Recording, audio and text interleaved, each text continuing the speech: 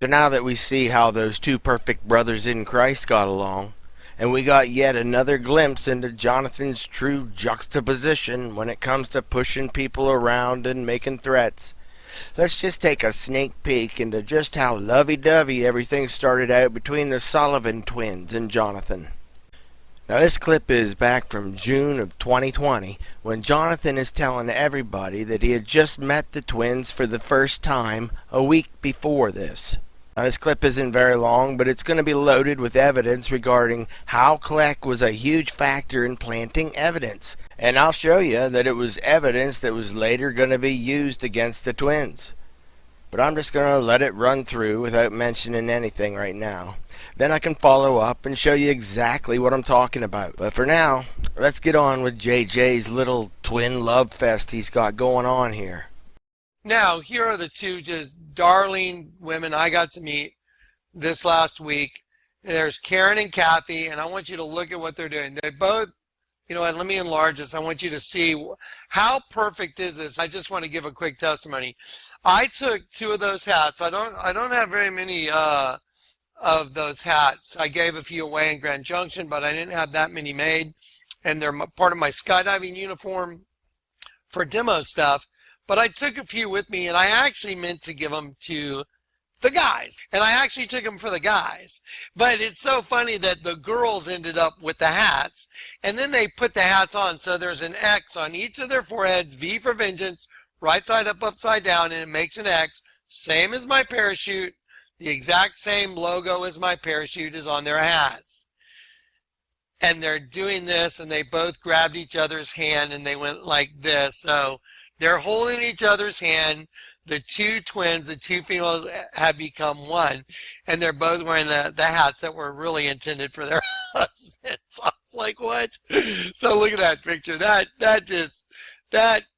is worth $1 million. Look what's on their head. See the V for vengeance, right side up.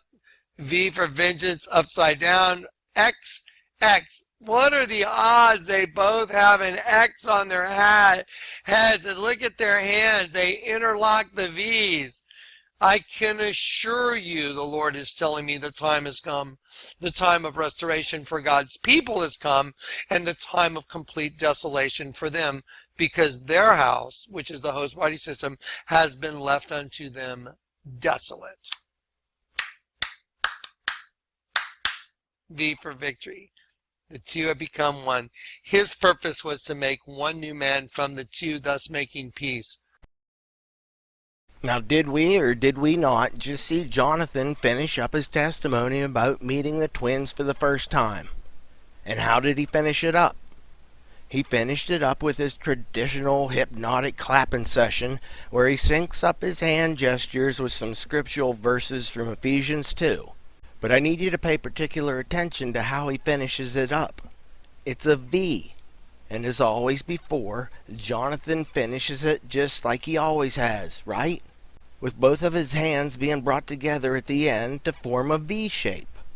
Yeah, and I'm sure you're saying right now to yourself, big deal. Jonathan always opens up almost every show like this. So what's your point, Gene?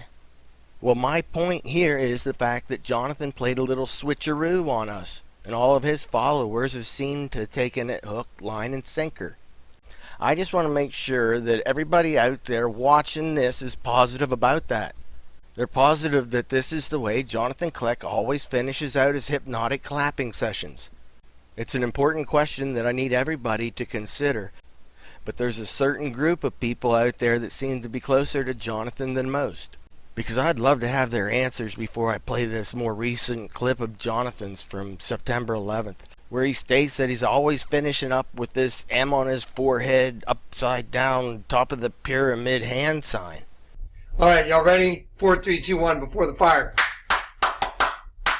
Christ's purpose was to make one new man from the two, thus making peace. Ephesians 2, which is the scripture, that's the reason I always clap my hand.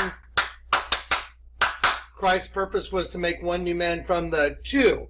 And I always do this, and I always do this, and I always do this, and I always do this, and I always do this, representing one direction, the other direction, like twins, like the letter V, but I'm turning both the V's up.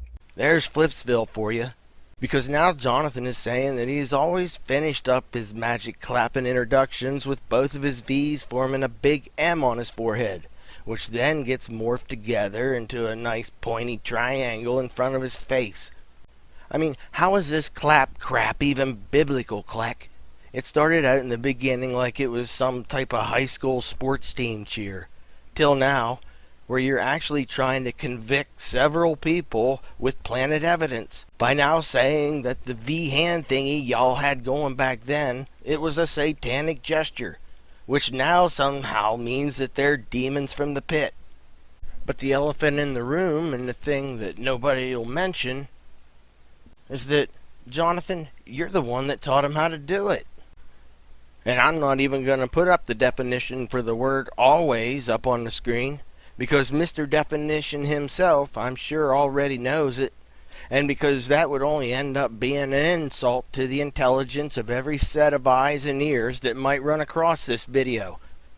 In the very same manner that this perverted about face you took with your made-up V thingy-ma-do, it's the very same way that that insults my intelligence. Because this is yet another golden example of Jonathan Kleck lying if I ever seen or heard of one. It's a yes or no, Jonathan. Did you change your ritual hand symbolism in your videos and then convict the twins by using the very same symbolism against them?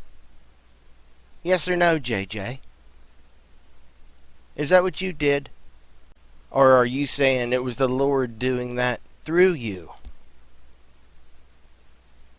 That sounds pretty convenient. Okay, so on those videos, you're going to see Karen Sullivan. The day I met her with her sister, they're wearing the same hat. They're wearing the same hat. And they're both wearing the hats that were really intended for their husbands. I was like, what? X. What are the odds they both have an X on their hat? He keeps making sure to point out that it was the guys that were supposed to be the ones getting the hats. I actually meant to give them to the guys, and I actually took them for the guys. Somehow those pesky good-for-nothing twins ended up snatching both of them and planted them on their heads. But it's so funny that the girls ended up with the hats. So, Jonathan, if you didn't know what parthenogenesis even was yet, which I already proved was a false statement of yours, why are you so quick to keep reminding everybody about the two different genders that did and didn't get your gift?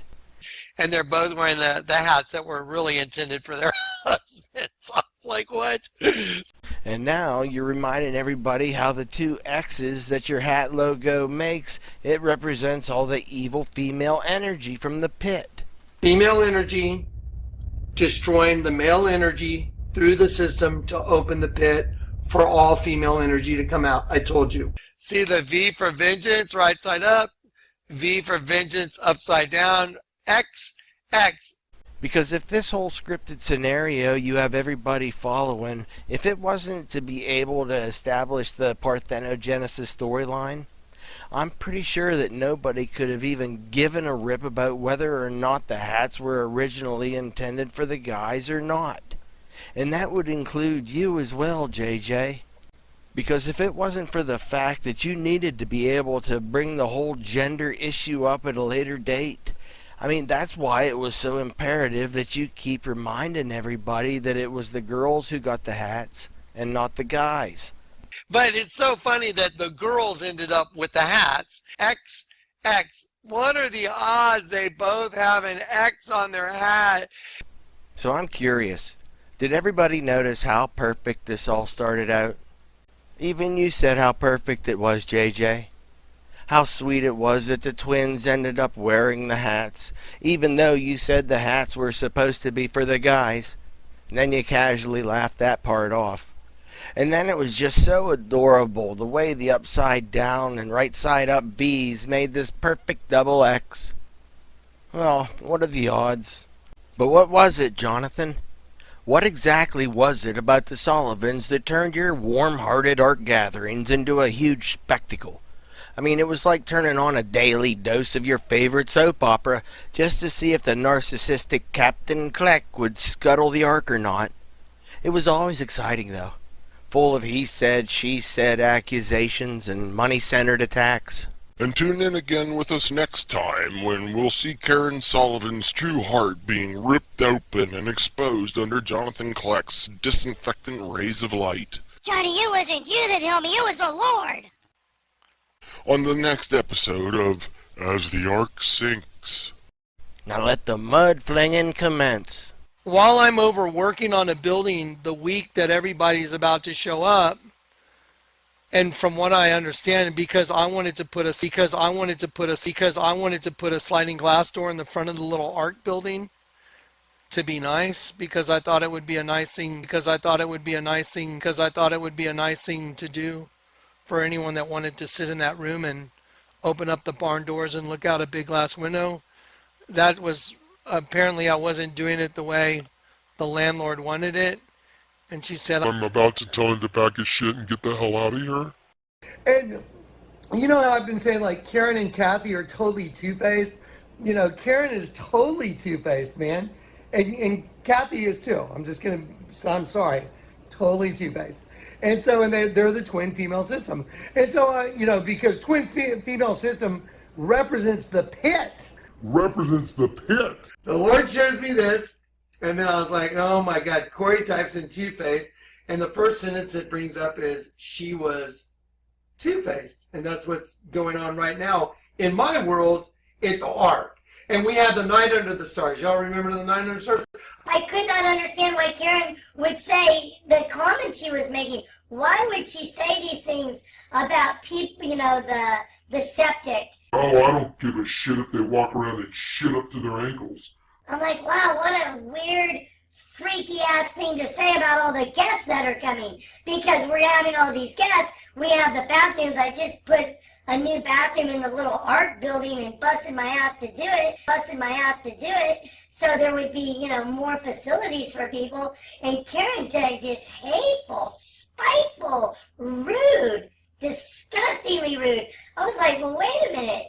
And so Jack calls up Karen and says, Karen, yeah, you know, we need to get some porta potties. She goes, I don't care. Let them walk around and shit up to their ankles. why would you say that? Now I understand. She's two-faced. She's part of the system.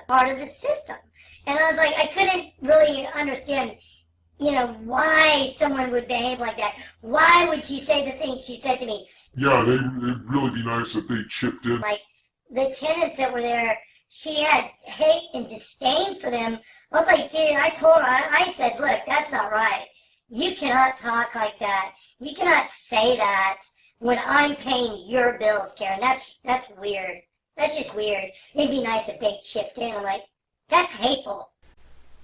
Yep, the Ark has officially sunk. It's at the very bottom of the ocean, and there's not one iota of a chance that it's going to be raised to the surface again. And even though the Ark sunk down like a lead balloon, the actual Ark mission was a complete success in the enemy's eyes, because the mission of the Ark wasn't to house anybody.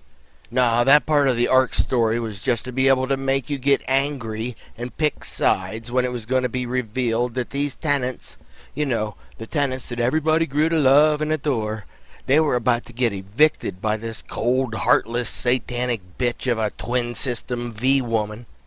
Here it is. Notice to vacate for at will tenants. And so this is to Alex and Alyssa. They did one with everyone's name on it. You're hereby notified that I, this guy right here, elect in your tenancy at Ronderosa, Wallaceville, blah, blah, blah. If you do not move out the premises by the above date, your tenancy will be terminated and eviction proceedings will ensue. So to get the support of the people behind him, Jonathan immediately took to the YouTube airwaves to complain that he was being treated unfairly. And Karen somehow turned out to be the manifestation of Satan. And then he proceeded to make it about the most worldly thing in the world. Before I got saved, you know, my life, I was like the rest of the world. Your money is your money. Now the money that he gives me is his money, and I do what he tells me to with what he gives me. Jonathan went straight to the issue of money. by the way, the whole time the Lord is pressing on me, I want you to help them financially. So I'm I step in and I'm paying all the bills. And I mean electrical, internet, insurance for vehicles. And I'm also giving the tenants money just so they have, here's 400, here's 500. I'm just going to funnel you guys money to pay all your bills. So you know what I did? I just said, here, let me give you guys some of the money I have available, and you guys have your own personal bank. Now, a while back, the person that I laid hands on was speaking contemptuously about the people there. And she had started saying words like, well, it would be nice if they chipped in on bills. And I was so shocked. I was like, what? Wait a minute. I'm the one that's been paying all the bills. I was like, what? Wait a minute. I'm the one that's been paying all the bills. I financially backed the Ark tremendously. A lot of improvements, a whole lot of money went into improvements. Just one building over $30,000 into the little Ark building, with electrical, plumbing, walls, accoutrements, bathtubs, showers, shower pans, all that good stuff, trips going there. There's over $30,000 in that one little building. Where all this money and improvements from myself, as well as maybe y'all, I know there's some people that I've come to find out recently that have donated pretty substantial amounts of money, $5,000 here, $6,000 there, $5,000 here, not including $10,000 I gave to Jim for one of the trailers that was donated to the Ark. I gave Jim $10,000 and I said, here's money for the tenants. I'll take one of the trailers and use it for a few months while my son lives in it. So I put the trailer there, but then I sent it back. But I gave Jim $10,000. Mike, who's donated several things, donated an old Mustang, and I gave Jim $15,000. $15,000 for the Mustang that was donated to help the people at the Ark. So I said, you know what? I'll help convert that to cash. But anyway, so long story short, so there's just 25 in cash, not to mention a whole lot of other money that was given to Jim and Karen. Everything was going, relatively well. There was some dysfunctionality, and it actually stemmed from Jim and Karen, and some stuff that occurred in a kind of a lack of spiritual leadership way out there, and the Lord told me to go over there and take over the government. Corey, were you there? The Lord told me to go over there and take over the government. Corey, were you there? and the Lord told me to go to the Ark, tell Jim and Karen, I'm taking over the government here, like the management, because it was being mismanaged. Emotional, damn it! And the Lord told me to go to the Ark, tell Jim and Karen, I'm taking over the government here, like the management, because it was being mismanaged. It wasn't you that killed me, Johnny. It was the Lord. It's like a jungle sometimes, it makes me wonder how I keep from going under. It's like a jungle sometimes, it makes me wonder how I keep from going under. It's like a jungle sometimes, it makes me wonder how I keep from going under. It's like a jungle sometimes, it makes me wonder how I keep from going under. Well, if you take the $10,000 that I gave them for a trailer, I gave them $10,000 for a trailer. I gave them $15,000 for a Mustang that Mike does, sitting right out here in the driveway. So I have the car sitting in the driveway, but I gave Jim $15,000 for the vehicle. I was infusing money to make the structures, and Jim's buying structures in his name without even asking me. And I was like, I asked him, if you're going to make any big purchases, let me know. And then he bought a building that had basically, I guess, a $10,000 note, and he bought it without even asking me. But I've been helping make all the payments. And then I paid to convert it. It wasn't you that killed me, Johnny. It was the Lord. It's like a jungle sometimes, it makes me wonder how I keep from going under. Wonder what the odds are. Your money's your money. Now the money that he gives me is his money, and I do what he tells me to with what he gives me. And I'm not going to make the video all about the money and how Jonathan chooses to spend whatever surplus his little racket here can rack up.